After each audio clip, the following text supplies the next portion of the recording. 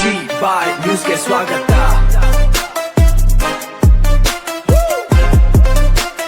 G-By ಒಂದು ಟೌನ್ಶಿಪ್ನ ಯೋಜನೆಗೆ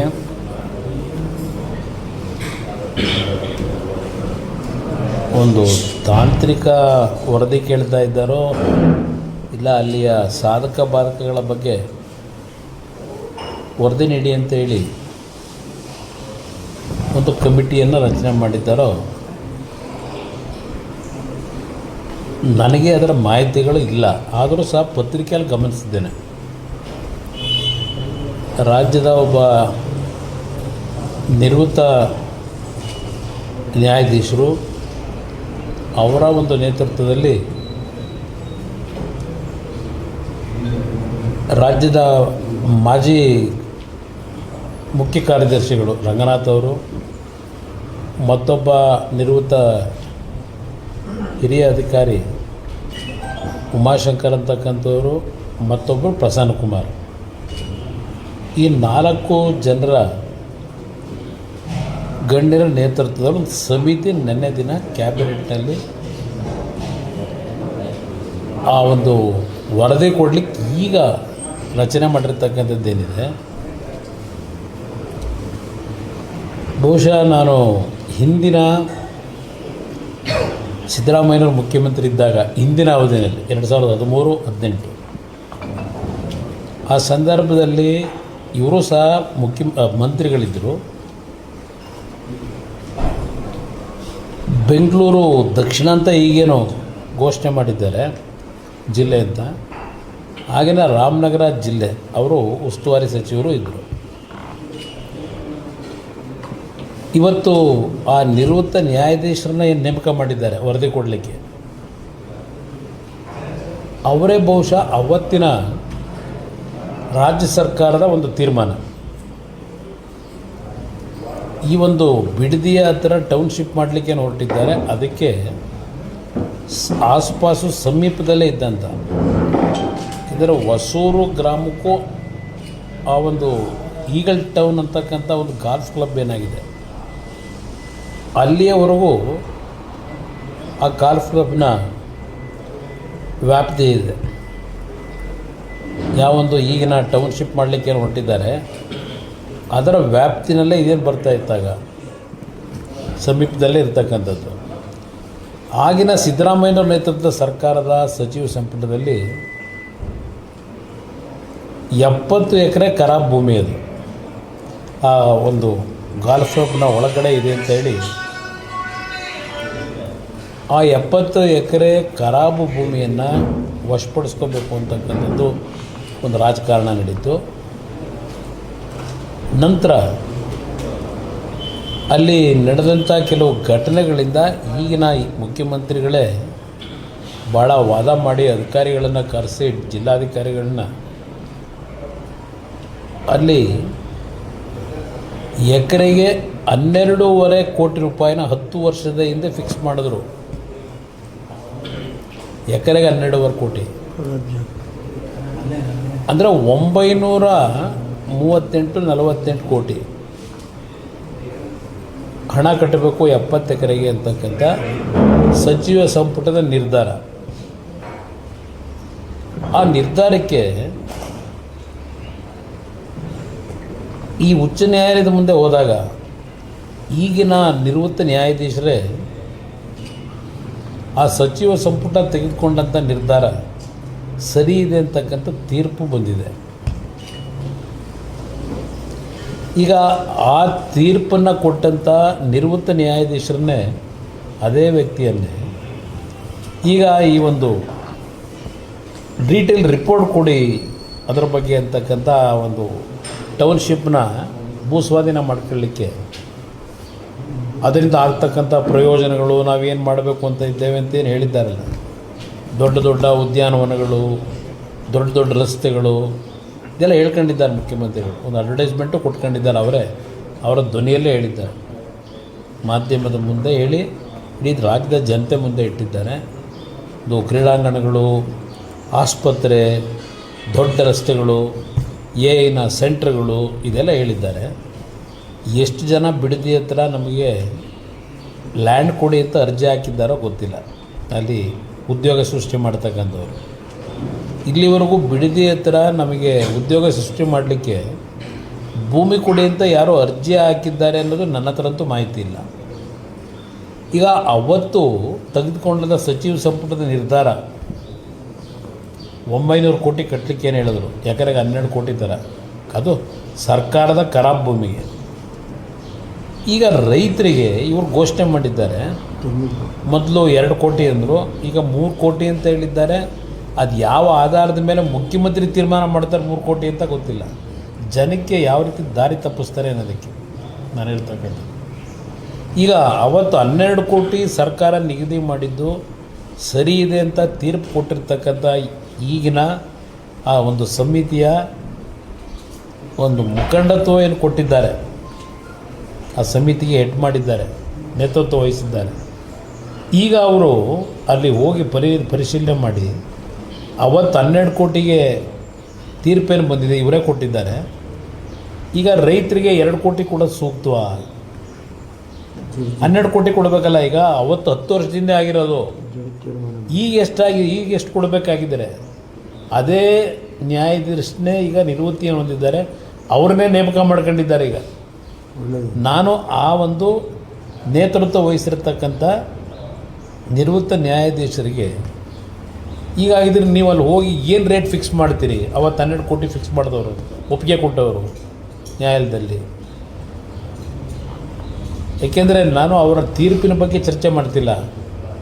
ಸರ್ಕಾರದ ನಿಗದಿ ಮಾಡಿದಂಥ 12 ಕೋಟಿ ಏನಿದೆ ಎಕರೆಗೆ 10 ವರ್ಷದಿಂದ ಕೊಟ್ಟಿರ್ತಕ್ಕಂಥದ್ದು, ಅದಕ್ಕೆ ತೀರ್ಪನ್ನು ಕೊಟ್ಟಿರ್ತಕ್ಕಂಥದ್ದೇನಿದೆ ಅದೇ ನ್ಯಾಯಾಧೀಶರು ನಿವೃತ್ತಿ ಹೊಂದಿದ್ದಾರೆ. ಅವ್ರ ನೇತೃತ್ವದಲ್ಲಿ ಈಗ ಆ ಒಂದು ಬಿಡದಿಯ ಅಕ್ವೈರ್ ಮಾಡ್ತಕ್ಕಂಥ ತೀರ್ಮಾನ ಮಾಡ್ಕೊಂಡಿದ್ದಾರೆ. ಇನ್ನು ಸರ್ಕಾರ ಹೊರಟಿದೆ. ಈಗ ರೇಟ್ ಏನು ಫಿಕ್ಸ್ ಮಾಡ್ತಾರೆ? 10 ವರ್ಷ ಆಗಿದೆ. ರೈತರಿಗೆ ಎಷ್ಟು ಕೊಡ್ತೀರಿ? ಆ ಸಮಿತಿಗೆ ನಾನು ಕೇಳಲಿಕ್ಕೆ ಬಯಸ್ತೀನಿ, ಸಮಿತಿಯ ನೇತೃತ್ವ ವಹಿಸ್ತಕ್ಕಂಥವ್ರು ಯಾವ ತೀರ್ಪು ಕೊಡ್ತಾರೆ ಈಗ ಅಂತೇಳಿ. ಇದು ನನ್ನ ಒಂದು ಪ್ರಶ್ನೆ. ಆದರೆ ರೈತರು ಹಣಕ್ಕೋಸ್ಕರವಾಗಿ ಆ ಭೂಮಿ ಕೊಡಬೇಕು ಅಂತಕ್ಕಂಥದ್ದು ಇಲ್ಲ ಅಲ್ಲಿ. ಈಗಾಗಲೇ ಆ ಭಾಗದ ರೈತರು ದೊಡ್ಡ ಮಟ್ಟದಲ್ಲಿ ಪ್ರತಿಭಟನೆ 535 ದಿನ ಆಗೋಗಿದೆ. ಈಗ ಪ್ರತಿಭಟನೆ ಏನು ಮಾಡ್ತಾ ಇದ್ದಾರೆ? ಕೊಡಲ್ಲ ಭೂಮಿನ, ನಾವು 6 ಲಕ್ಷ ಲೀಟ್ರನ್ನ ಇವತ್ತು ಉತ್ಪಾದನೆ ಮಾಡಿ ನಾಡಿನ ಜನತೆಗೆ ಕೊಡ್ತಾ ಇದ್ದೇವೆ, ಅದರಿಂದ ಬದುಕ್ತಾ ಇದ್ದೇವೆ. ಇದೇ ಸದನ ಸಮಿತಿ ಮಾಡಿದ್ರಲ್ಲ, ಸತ್ಯಶೋಧನಾ ಸಮಿತಿ, ಶಿವಕುಮಾರ್ ಅವರು ಆ ಸಮಿತಿ ಸದಸ್ಯರಿದ್ದರಲ್ಲ, ಅವತ್ತು ಅಲ್ಲಿ ಮಾಡಬಾರ್ದು ಅಂತ ತೀರ್ಪು ತಗೊಂಡ್ರಲ್ಲ ನಾನು ಮುಖ್ಯಮಂತ್ರಿ ಇದ್ದಾಗ. ಈಗ ಯಾಕಪ್ಪ ಇದಕ್ಕೆ ನಿಮಗೆ ಜ್ಞಾನೋದಯ ಆಗಿದೆ ಈಗ ಮಾಡಬೇಕು ಅಂತೇಳಿ? ಅವತ್ತು ರೈತರು ತೆಂಗಿನ ಗಿಡ ಇದೆ, 1 ಲಕ್ಷ ತೆಂಗಿನ ಗಿಡ, ಏನೋ ಮಾವಿನ ಗಿಡ, ಹುಣಸೆ ಗಿಡ, ಇದೆಲ್ಲ ಅವತ್ತು ಕೊಟ್ಟಿದ್ದೀರಲ್ಲ ತೀರ್ಪು. ಇಲ್ಲಿ ಯಾವುದು ಯೋಜನೆ ಬರಬಾರ್ದು ಅಂತೇಳಿ. ಈಗ ಯಾತಕ್ಕಪ್ಪ ಜ್ಞಾನೋದಯ ಆಯಿತು ನಿಮಗೆ ಈ ಯೋಜನೆ ಬೇಕು ಅಂತೇಳಿ? ಇದಕ್ಕೆ ಏನು ರೇಟ್ ಫಿಕ್ಸ್ ಮಾಡ್ತೀರಿ? ಈಗ ನೀವು ಮಾಡೋದೇ ಆದರೆ ಮಾಡೇ ಮಾಡ್ತೀನಿ ಅಂತ ಹೇಳ್ತೀರಲ್ಲ.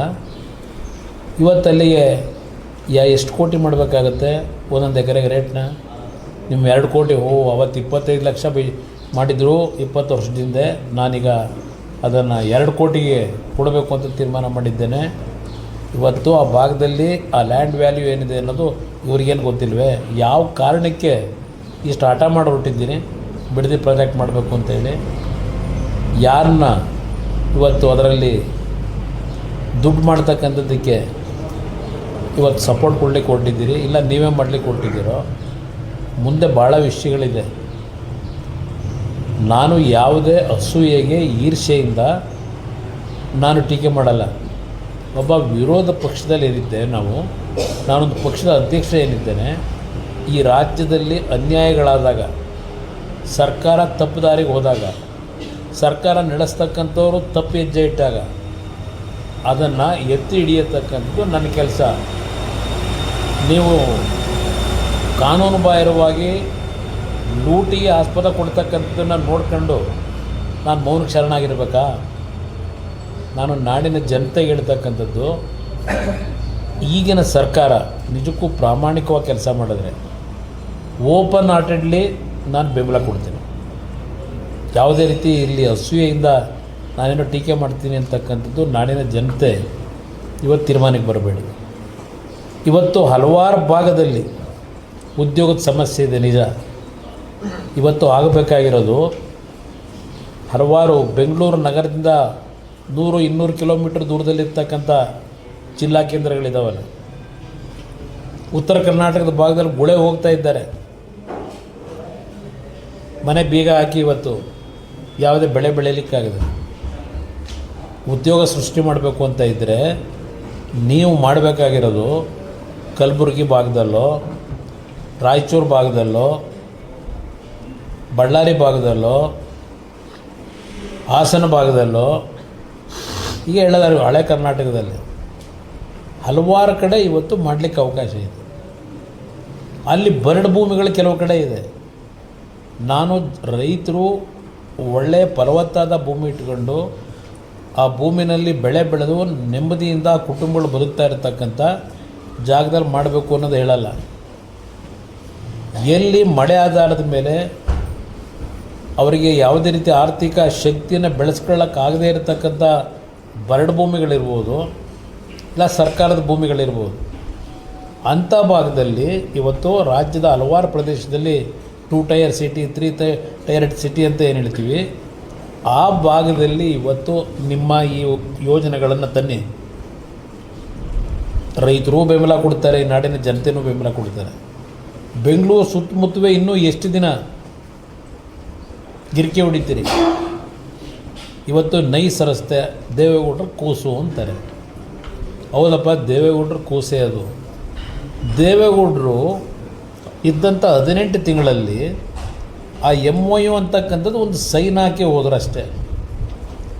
ಆಮೇಲೆ ಬಂದಂಥ ಸರ್ಕಾರಗಳು ಆ ಕಂಪ್ನಿ ಮಾಲೀಕನಿಗೆ ರೆಡ್ ಕಾರ್ಪೆಟ್ ಹಾಕಿ ಅವನಿಗೆ ಉಜಿರಿಗೆ ಮಾಡ್ಕೊಂಡು ಆ ಒಂದು ಉತ್ತಮವಾದಂಥ ಒಂದು ಯೋಜನೆಯನ್ನು ತರಬೇಕು ಅಂತ ಇದ್ದಿದ್ದನ್ನು ಇವತ್ತು ಲೂಟಿ ಹೊಡೆಯೋಂಥ ಕೆಲಸಕ್ಕೆ ಪ್ರಮುಖವಾದ ಕಾರಣಕರ್ತರು ನೀವೇ ಇದ್ದೀರಿ.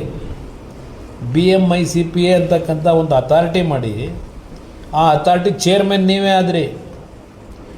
ಪಾರ್ಟಿ ಅಗ್ರಿಮೆಂಟ್ ಅಂತಕ್ಕಂಥದ್ದನ್ನು ಹೊಸದಾಗೇನು ಸೃಷ್ಟಿ ಮಾಡಿದ್ರಿ. ನೀವು ಮಂತ್ರಿ ಇದ್ದಾಗ SM ಕೃಷ್ಣ ಅವ್ರ ಮುಖ್ಯಮಂತ್ರಿಗಳಿದ್ದಾಗ ಮಾಡಿಕೊಟ್ರಿ. ಅದೆಲ್ಲದರ ಹಿನ್ನೆಲೆ ಇವತ್ತು ಎಲ್ಲ ಸರ್ಕಾರದ ಜುಟ್ಟು ಜನವಾರ ಎಲ್ಲ ಅವ್ರ ಕೈಲಿ ಕೊಟ್ಟು ಅಧಿಕಾರಿಗಳು ಅವ್ರಿಗೆ ಬೇಕಾದಂಥ ರೀತಿಯಲ್ಲಿ ನ್ಯಾಯಾಲಯಗಳಿಗೆ ತಪ್ಪು ವರದಿಗಳನ್ನು ಕೊಡ್ತಕ್ಕಂಥದ್ದಕ್ಕೆ ನೀವೆಲ್ಲ ಚಿತಾವಣೆ ನಡೆಸಿ ಇವತ್ತು ರೈತರು ಬೀದಿಗೆ ಹಾಕಿದ್ದೀರಿ. ಅಲ್ಲಿ ನೈಸ್ನಲ್ಲಿ ಇವತ್ತೇನು 2 ಕೋಟಿ ಹೇಳ್ತಾ ಇದ್ದೀರಿ, ಅವತ್ತು ಆ ರೈತರು ಕೊಟ್ಟಂಥ ಭೂಮಿನ ಏನು ವಶಪಡಿಸ್ಕೊಂಡ್ರಿ, 20 ವರ್ಷ ಆದರೂ ಇನ್ನೂ ದುಡ್ಡು ಕೊಟ್ಟಿಲ್ಲ ಆ ರೈತನಿಗೆ. ಆ ರೈತನ ಭೂಮಿ ತಗೊಂಡು ಎಲ್ಲೆಲ್ಲಿ ಜಾಯಿಂಟ್ ವೆಂಚರ್ ಮಾಡಿಸಿದ್ದೀರಿ, ಎಲ್ಲೆಲ್ಲಿ ಭೂಮಿ ಮಾರ್ಟ್ಗೇಜ್ ಮಾಡಿದ್ದೀರಿ, ರೈತರ ಭೂಮಿನ ಎಲ್ಲೆಲ್ಲಿ ಮಾರಾಟ ಮಾಡ್ಕೊಂಡಿದ್ದೀರಿ, ಇದರ ಸತ್ಯಾಂಶಗಳು ನಿಮ್ಮ ಮುಂದೆ ಇಲ್ವಾ? ಸರ್ಕಾರದ ಮುಂದೆ ಯಾತಕ್ಕೆ ಜಾನ್ಮೌನಿಗೆ ಒಳಗಾಗಿದ್ದೀರಿ? ಈ ಹಿನ್ನೆಲೆಯಲ್ಲಿ ಮೊನ್ನೆ ಅಂತಿಮವಾಗಿ ಅದೇನು ಒಂದು 150-200 ಕೇಸ್ ಇದರ ಮೇಲೆ ಕೋರ್ಟ್ಗೆ ಹೋಗಿದ್ದಾರೆ. ಆ ಕಂಪ್ನಿ ಕೆಲಸ ಮಾಡೋದು ಬಿಟ್ಟು ದಿನ ಕೋರ್ಟ್ನಲ್ಲಿ ಸರ್ಕಾರನ ಎಳೆದು ಸರ್ಕಾರಕ್ಕೆ ಮುಖಭಂಗ ಮಾಡಲಿಕ್ಕೆ ನೀವೆಲ್ಲ ಸೇರೇ ನಡೆಸಿದ್ದೀರಿ. ಸರ್ಕಾರದ ಗೌರವ ಉಳಿಸ್ಲಿಕ್ಕೆ ಹೋಗಲಿಲ್ಲ ನೀವ್ಯಾರೂ. ನಾಡಿನ ಜನತೆ ರೈತರು ಗೌರವ ಉಳಿಸ್ಲಿಕ್ಕೆ ಹೋಗಲಿಲ್ಲ. ಅವ್ರ ಜೊತೆ ಸೇರಿ ಏನೇನು ಮಾಡಿದ್ರಿ? ಅಂತಿಮವಾಗಿ ನ್ಯಾಯಾಲಯದಲ್ಲಿ ಇವತ್ತೇನು ತೀರ್ಪುಗಳನ್ನು ಕೊಟ್ಟಿದ್ದಾರೆ, ಈ ಯೋಜನೆ ಹೆಸರಿನಲ್ಲಿ ಏನು ಲೂಟಿ ಆಗಿದೆ, ಟೋಲ್ನ ಇವತ್ತು ನಿರ್ಮಾಣ ಮಾಡಾಗೇ ಇಲ್ಲ. ಅವನು ಫ್ರೇಮ್ವರ್ಕ್ ಅಗ್ರಿಮೆಂಟ್ ಪ್ರಕಾರ ಅವನಿಗೆ ಇಲ್ಲೀಗಲ್ಲಾಗಿ ಟೋಲ್ ಕಲೆಕ್ಷನ್ ಮಾಡಲಿಕ್ಕೆ ಅವನಿಗೆ ಅವಕಾಶ ಕೊಟ್ಟು ಟೋಲ್ನಲ್ಲಿ ಇಷ್ಟ ಬಂದಾಗೆ ಅವನು ವರ್ಷಕ್ಕೆ ರೇಟನ್ನು ರೈಸ್ ಮಾಡಿದ್ದಾನೆ. ಸರ್ಕಾರದ ಪರ್ಮಿಷನ್ ತಗೊಳ್ಳಿಲ್ಲ. ಇವತ್ತು ನ್ಯಾಯಾಲಯ ಹೇಳ್ತಾ ಇದೆ, ಆ ಟೋಲನ್ನು ಇಲ್ಲೀಗಲ್ಲಾಗಿ ಫ್ರೇಮ್ವರ್ಕ್ ಅಗ್ರಿಮೆಂಟನ್ನು ವೈಲೇಟ್ ಮಾಡಿ ಈ ಹಣ ಇದರಿಂದ ಆ ಟ್ರಾವೆಲರ್ಸ್ ಹತ್ರ ತಗೋತಾ ಇರ್ತಕ್ಕಂಥದ್ದೇನಿದೆ ವಾಹನ ಮಾಲೀಕರಿಂದ, ಇದು ತಪ್ಪು. ಕೋಟ್ಯಾಂತರ ರೂಪಾಯಿ ಲೂಟಿಯಾಗಿದೆ. ಇದರಲ್ಲಿ ಸುಮಾರು 2,000 ಕೋಟಿ ಕಲೆಕ್ಷನ್ ಮಾಡಿದ್ದಾನೆ. ಜನಗಳಿಂದ ಇಲ್ಲಿಗಲ್ ಆಗಿ 111 ಕಿಲೋಮೀಟ್ರ್ ರಸ್ತೆಗೆ ಬರೀ 5 ಕಿಲೋಮೀಟ್ರ್ ರಸ್ತೆ ಮಾಡಿದ್ದಾನೆ. ಅವನು ಟೋಲ್ ಕಲೆಕ್ಷನ್ ಮಾಡಾಗೇ ಇಲ್ಲ. ಇದಕ್ಕೆಲ್ಲ ಪರ್ಮಿಷನ್ ಕೊಟ್ರಿ. ಅದರಿಂದ ಮೊನ್ನೆ ದಿನ ಕೊಟ್ಟಂಥ ತೀರ್ಪೇನಿದೆ ಕಳೆದ ತಿಂಗಳು, ಈ ಕ್ಷಣದವರೆಗೆ ಈ ಸರ್ಕಾರ ಏನು ಕ್ರಮ ತಗೊಂಡ್ರಿ?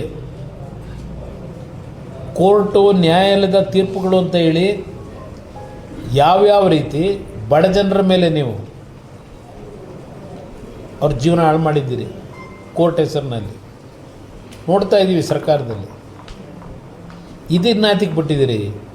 ನಾನು ಈ ಹಿನ್ನೆಲೆಯಲ್ಲಿ ಕೋರ್ಟಿನ ತೀರ್ಪಿನ ಹಿನ್ನೆಲೆಯಲ್ಲಿ ನಾಡಿನ ಜನತೆಗೆ, ಆ ರಸ್ತೆಯಲ್ಲಿ ಓಡಾಡೋರಿಗೆ ಕೋರ್ಟ್ ಈ ರೀತಿ ತೀರ್ಪು ಕೊಟ್ಟಿದೆ, ಸರ್ಕಾರವು ಅವ್ರ ಜೊತೆ ಶಾಮೀಲಾಗಿದ್ದಾರೆ, ಆ ಮಾಲೀಕನ ಜೊತೆ, ನೈಸ್ ಮಾಲೀಕನ ಜೊತೆ.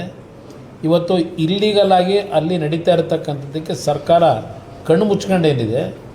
ಅಂತಿಮವಾಗಿ ಇವತ್ತು ಆ ಒಂದು ಸರ್ಕಾರದ ಮೌನ ವಹಿಸಿ ಕೋಟ್ಯಾಂತರ ರೂಪಾಯಿ ಹಣ ಇವತ್ತು ಜನರಿಂದ ಕಿಸೆಯಿಂದ ಕಿತ್ಕೋತಾ ಇರತಕ್ಕಂಥದ್ದೇನಿದೆ, ಅದನ್ನು ನಿಲ್ಲಿಸಲಿಕ್ಕೆ ಟೋಲ್ನಲ್ಲಿ ದುಡ್ಡು ಕೊಡಬೇಡಿ ಅಂತಕ್ಕಂಥದ್ದು ನಾನು ಹೇಳಿದ್ದೇನೆ ನ್ಯಾಯದ ತೀರ್ಪಿನ ಮೇಲೆ.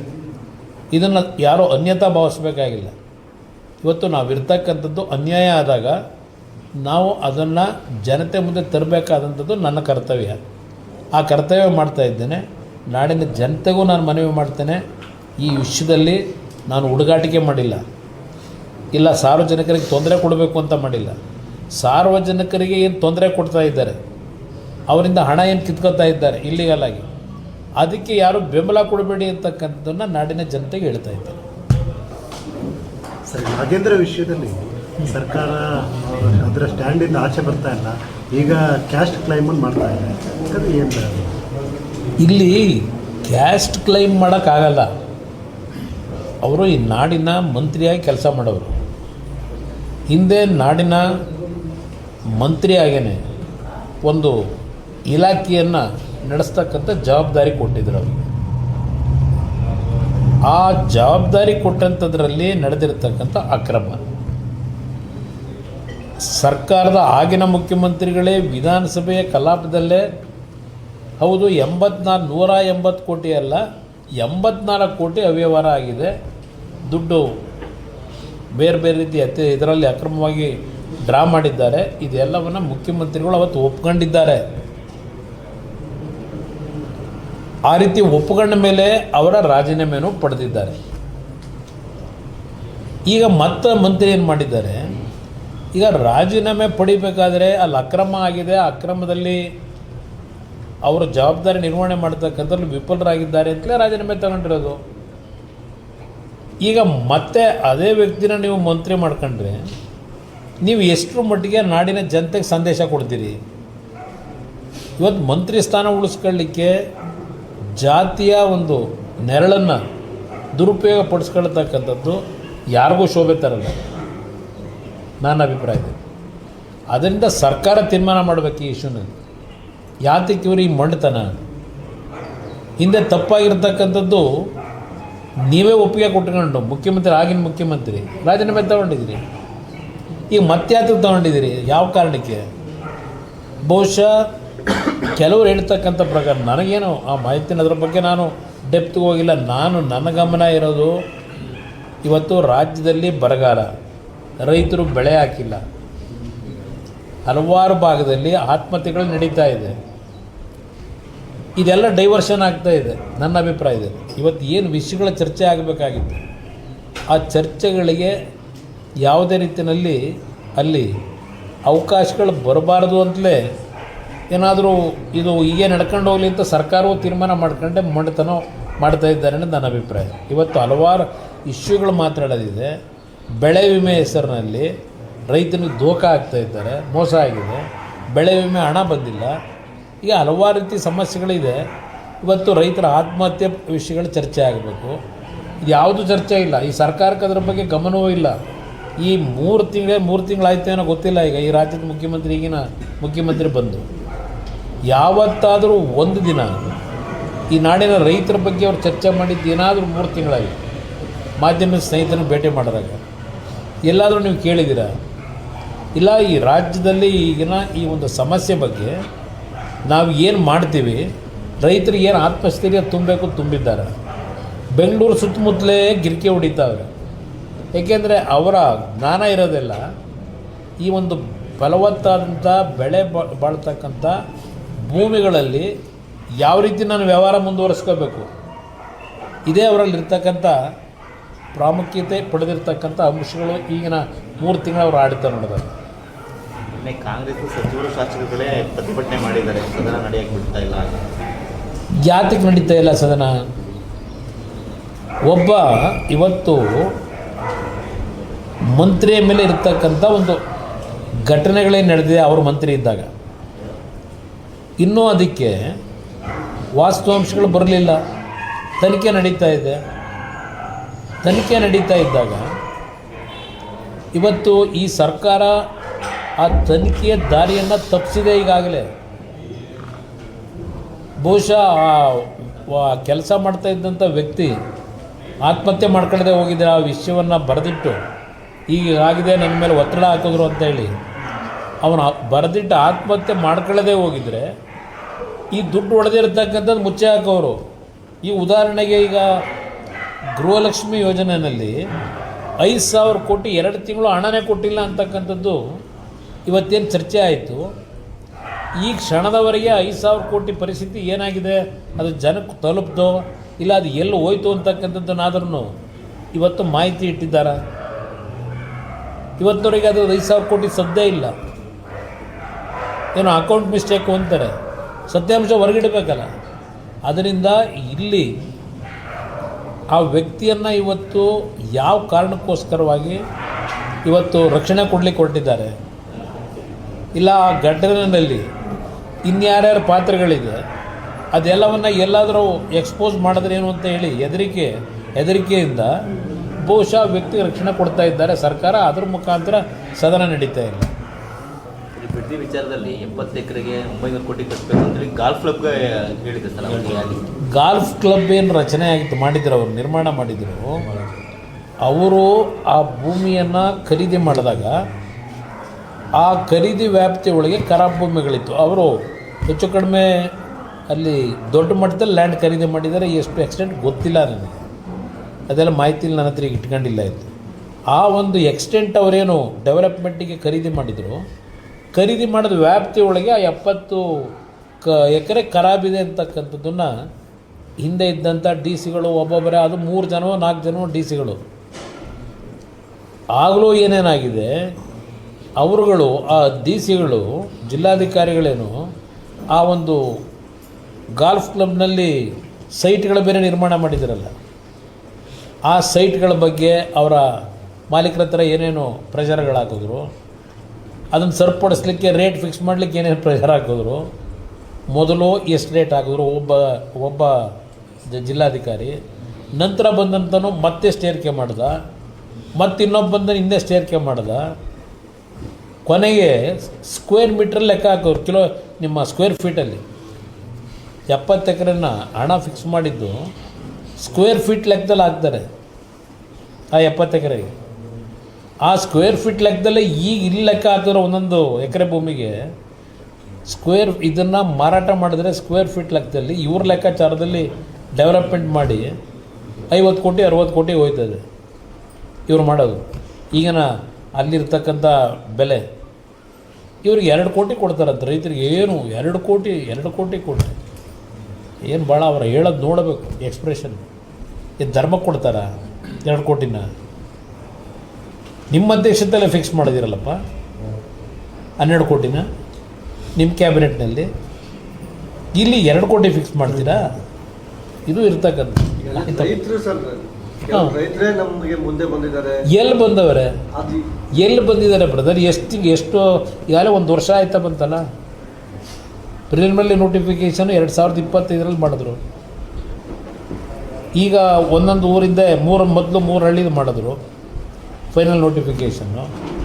ಎಷ್ಟು ಜನ ಕೊಟ್ಟಿದ್ದೀರಿ, ಎಷ್ಟು ಜನಕ್ಕೆ ದುಡ್ಡು ಕೊಟ್ಟಿದ್ದೀರಿ, ಎಷ್ಟು ಜನ ದುಡ್ಡು ತಗೊಂಡವ್ರೆ, ಅದು ನಿಮ್ಮ ದಬ್ಬಾಳಿಕೆ, ನಿಮ್ಮ ಇರ್ತಕ್ಕಂಥ ಪುಡಾರಿಗಳನ್ನ ಇಟ್ಕೊಂಡು ಪದರಿಸಿ ಗ್ರ್ಯಾಂಟ್ ಲ್ಯಾಂಡೆಲ್ಲ ವಜಾ ಮಾಡ್ತೀವಿ, ಕಿತ್ಕೋತೀವಿ, ಇದೆಲ್ಲ ಹೇಳಿ ಎದುರಿಸಿ ಎಷ್ಟು ಜನದ ಕೈಲಿ ತಗೊಂಡಿದ್ದೀರಿ ಈಗ ಭೂಮಿನ? ಇಲ್ಲ ಜನಗಳ ಮುಂದಿಡಿ. ಎಲ್ಲಿ ಒಪ್ಕೊಂಡವ್ರು ಜನ? ಇದ್ರಲ್ಲಿ ಕಾನೂನು ಹೋರಾಟ ಏನಾದ್ರು ನಡೆಯುತ್ತೆ? 100% ನಡೀತಾ ಇದೆ. ಈಗಾಗಲೇ ರೈತರುಗಳೇ ನ್ಯಾಯಾಲಯಕ್ಕೆ ಅರ್ಜಿ ಹಾಕೊಂಡವ್ರೆ, ನಾವು ಭೂಮಿ ಕೊಡೋದಿಲ್ಲ ಅಂತೇಳಿ, ಇದು ಇಲ್ಲಿಗಲ್, ಇದು ಸ್ಟಾಪ್ ಮಾಡಿ ಅಂತ ಅರ್ಜಿ ಹಾಕೊಂಡವ್ರೆ. ಸರ್ ಸೆಂಟ್ರಲ್ ಕ್ಯಾಬಿನೆಟ್ ರಿಷಫಲ್ ಚರ್ಚೆ ಏನಾದ್ರು ಇದೆಯಾ ಸರ್?